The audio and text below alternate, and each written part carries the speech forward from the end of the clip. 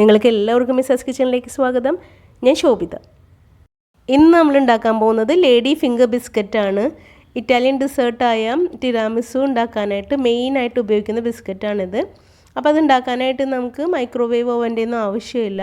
Fry പാനിൽ വളരെ എളുപ്പത്തിൽ ഉണ്ടാക്കാം. അപ്പോൾ ആദ്യം തന്നെ നമുക്ക് ഒരു മുട്ടയുടെ വെള്ള ഒരു ബൗളിലേക്ക് ഇട്ട് കൊടുക്കാം. എന്നിട്ട് അതിൻ്റെ മഞ്ഞ മാറ്റി വയ്ക്കാം. 2 ടേബിൾ സ്പൂൺ പൊടിച്ച പഞ്ചസാരയും കൂടി നമുക്ക് ആവശ്യമുണ്ട്. അപ്പോൾ അതിവിടെ എടുത്ത് വെച്ചിട്ടുണ്ട്. ഇനി നമുക്ക് ഈ മുട്ടയുടെ വെള്ളം ഒരു ബീറ്റർ വെച്ചിട്ടൊന്ന് ബീറ്റ് ചെയ്തെടുക്കണം. അപ്പോൾ കുറച്ച് ബീറ്റ് ചെയ്തതിന് ശേഷം നമുക്ക് ആ പഞ്ചസാര കുറച്ചായിട്ട് ഇട്ടിട്ട് നന്നായിട്ട് ബീറ്റ് ചെയ്തെടുക്കാം. അപ്പോൾ ഈ പൊടിച്ച പഞ്ചസാര 3 പ്രാവശ്യം ഇട്ടിട്ടാണ് ഞാൻ ഇത് ബീറ്റ് ചെയ്തെടുത്തത്.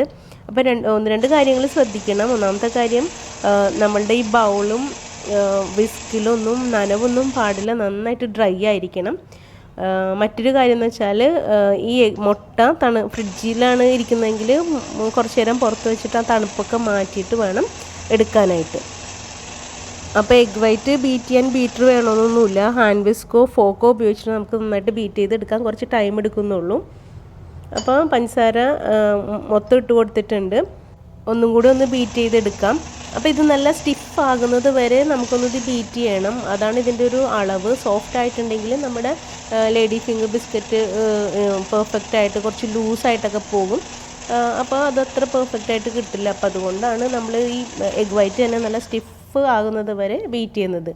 ഇത് കണ്ടപ്പോൾ ഇതിൽ നിന്നൊന്നും വിസ്കിൽ നിന്നൊന്നും വിട്ടു പോവാണ്ട് നമ്മൾ കുടഞ്ഞിട്ടാൽ മാത്രം പോകുള്ളൂ. അല്ലാണ്ട് ഒഴുകിയൊന്നും പോവാത്ത വിധത്തിൽ അത് എത്തുന്നത് വരെ നമുക്കിത് ബീറ്റ് ചെയ്തെടുക്കണം. ഇതാണ് ഇതിൻ്റെ ഒരു കണക്ക് കേട്ടോ. അപ്പോൾ ഇതുവരെ ഈ വീഡിയോ ഇഷ്ടമായാലും ഒരു ലൈക്ക് കൊടുത്തേക്കണേ. ഈ ചാനൽ ആരെങ്കിലും സബ്സ്ക്രൈബ് ചെയ്യാനുണ്ടെങ്കിൽ സബ്സ്ക്രൈബ് ചെയ്ത് തന്നെ സപ്പോർട്ടും കൂടെ ചെയ്തേക്കണേ. അപ്പോൾ ഇത്രയും മതി. ഇനി നമുക്ക് ആ മാറ്റി വെച്ചിരിക്കുന്ന എഗ് യോക്ക് ഇതിനകത്തേക്ക് ഇട്ട് കൊടുക്കാം. എന്നിട്ടൊരു 1/4 ടീസ്പൂൺ മാത്രം വാനില എസൻസും കൂടി ഒഴിച്ചു കൊടുക്കാം. എന്നിട്ട് ഒന്ന് ഫോൾഡ് ചെയ്തെടുക്കാം. ഒന്ന് ഫോൾഡ് ചെയ്യുമ്പോൾ തന്നെ ഇതൊന്ന് ഉടഞ്ഞു വന്നോളും.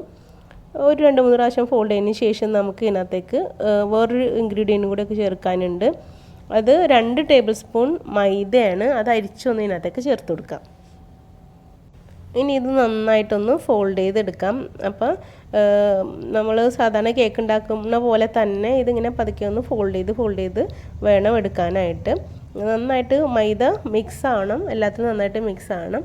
എന്നാൽ വല്ലാണ്ട് അങ്ങോട്ട് കുത്തിയിളക്കി മിക്സ് ചെയ്ത് അങ്ങനെ ചെയ്തിട്ടുണ്ടെങ്കിൽ നമ്മളുടെ ബിസ്ക്കറ്റിൻ്റെ സോഫ്റ്റ്നെസ് നഷ്ടപ്പെടും. ഇനി നമ്മൾ ബേക്ക് ചെയ്യാൻ എടുക്കുന്ന ഫ്രൈ പാനിൽ കുറച്ച് ഓയിൽ തേച്ചിട്ട് അതിനകത്തേക്ക് കുറച്ച് മൈദപ്പൊടി ഇട്ട് കൊടുക്കാം. എന്നിട്ട് അതൊന്ന് എല്ലായിടത്തും ഒന്ന് സ്പ്രെഡ് ചെയ്ത് കൊടുക്കാം. ഒന്ന് തട്ടി കൊടുത്താൽ മതി. എന്നിട്ട് ബാലൻസ് തന്നെ മൈദ അങ്ങോട്ട് കളയാം. ഇതുപോലെ ഒന്ന് തട്ടി കൊടുത്തിട്ട് ബാലൻസ് പാനിൽ ബാലൻസ് തന്നെ മൈദ നമുക്ക് കളയാം. പിന്നെ ഇത് ഫ്രൈ പാൻ വേണമെന്ന് നിർബന്ധമൊന്നുമില്ല. നമ്മൾ സ്റ്റൗവിൽ കേക്കൊക്കെ ബേക്ക് ചെയ്യില്ല. അപ്പോൾ ആ ബേക്ക് ചെയ്യാൻ എടുക്കുന്ന മോൾഡായാലും മതി. നമുക്കിതുപോലെ ഈസി ആയിട്ട് ഉണ്ടാക്കാൻ പറ്റും. അപ്പോൾ പൈപ്പിംഗ് ബാഗും റെഡിയാക്കിയിട്ടുണ്ട്. അപ്പോൾ പൈപ്പിംഗ് ബാഗും നമ്മുടെ ഫ്രൈ പാനൊക്കെ നേരത്തെ തന്നെ റെഡിയാക്കണം. അല്ലെങ്കിൽ ഈ മിക്സ് ഇരിക്കുന്തോറും ലൂസായിട്ട് വരും. നോസിലില്ലാത്തവർ ബാഗിൻ്റെ അറ്റം ചെറുതായിട്ടൊന്ന് കട്ട് ചെയ്തിട്ടൊന്ന് പ്രസ് ചെയ്ത് കൊടുത്താൽ മതി. ഇതുപോലെ നോസിൽ വേണമെന്നൊരു നിർബന്ധമില്ല. കട്ട് ചെയ്യുമ്പം പിന്നെ ഹോള് വലുതാവാതെ പ്രത്യേകം ശ്രദ്ധിക്കണം. ഇനി നമുക്കിതുപോലെ ചെറിയൊരു ഗ്യാപ്പ് ഇട്ടിട്ട് ഇതൊന്ന് പ്രസ് ചെയ്ത് ഇതുപോലെ കൊടുക്കാം. എന്നിട്ട് നീളം വേണ്ടവർ കുറച്ചും കൂടെ നീളത്തിൽ ചെയ്യാം കേട്ടോ. ഞാൻ കുറച്ച് നീളം കുറച്ചാണ് ചെയ്തത്. കാരണം ഞാൻ ഉണ്ടാക്കാൻ പോകുന്ന ടിറാമിസു ഉണ്ടാക്കാനായിട്ടാണ് ഈ ഒരു ഫിംഗർ ബിസ്ക്കറ്റ് ഉണ്ടാക്കുന്നത്. അപ്പം അത് സെറ്റ് ചെയ്യണത് പാത്രം കുറച്ച് ചെറുതായത് കാരണം അതനുസരിച്ചുള്ള ലേഡി ഫിംഗറാണ് ബിസ്ക്കറ്റാണ് ഞാൻ ഇവിടെ തയ്യാറാക്കുന്നത്.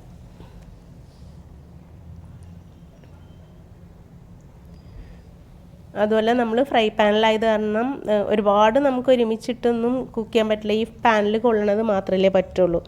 അപ്പോൾ 2 പ്രാവശ്യമായിട്ടാണ് ഞാനിതുപോലെ ബേക്ക് ചെയ്തെടുത്തത്. ഇനി നമുക്കിത് കുക്ക് ചെയ്തെടുക്കണം. അപ്പോൾ ഒരു 5 മിനിറ്റ് മീഡിയം ഫ്ലെയിമിൽ ചൂടാക്കിയ ഇൻറ്റാലിയത്തിൻ്റെ ഒരു ദോശക്കല്ലിൻ്റെ മുകളിലാണ് ഞാനിത് വെച്ച് കൊടുക്കുന്നത്. 5 മിനിറ്റ് മാത്രം ചൂടാക്കിയുള്ളൂ മീഡിയം ഫ്ലെയിമിൽ. എന്നിട്ട് ഇപ്പോൾ ലോ ഫ്ലെയിമിലേക്ക് ആക്കിയിട്ടുണ്ട്. അത് ഇനി ഒരു 20 മിനിറ്റ്, കറക്റ്റ് 20 മിനിറ്റ് വളരെ ലോ ഫ്ലെയിമിൽ വെച്ചിട്ടാണ് ഇത് ഞാൻ വേവിച്ചെടുത്തത് കേട്ടോ. അപ്പോൾ കറക്റ്റായിട്ട് എനിക്ക് കിട്ടിയായിരുന്നു. അപ്പോൾ നമ്മുടെ വീട്ടിൽ ഫ്ലാറ്റായിട്ടുള്ള ഏത് പാത്രമാണ് ഉള്ളത് അത് വെച്ചാൽ മതിയാകും. സ്റ്റീൽ പാത്രം പറ്റില്ല, അലൂമിനിയത്തിൻ്റെയോ അല്ലെങ്കിൽ ദോശക്കല്ലൊക്കെ ഉണ്ടല്ലോ, കല്ലിൻ്റെയും ഇരുമ്പിൻ്റെയൊക്കെ കല്ലൊക്കെ ആയാലും മതിയാകും. അപ്പോൾ ഇത് ടിരാമിസ് ഉണ്ടാക്കാൻ മാത്രമല്ല കേട്ടോ, കുട്ടികൾക്കൊക്കെ കൊടുക്കാൻ പറ്റിയൊരു നല്ല ബിസ്ക്കറ്റാണിത്. ഇതിനകത്ത് ബേക്കിംഗ് പൗഡറോ ബേക്കിംഗ് സോഡയോ ഒന്നും ചേർന്നിട്ടില്ല. അപ്പോൾ അതുകൊണ്ട് തന്നെ നല്ല അടിപൊളി ബിസ്ക്കറ്റാണിത്. ടേസ്റ്റിലും ഒരു നല്ല സോഫ്റ്റായിട്ട് നല്ല ടേസ്റ്റാണിത്.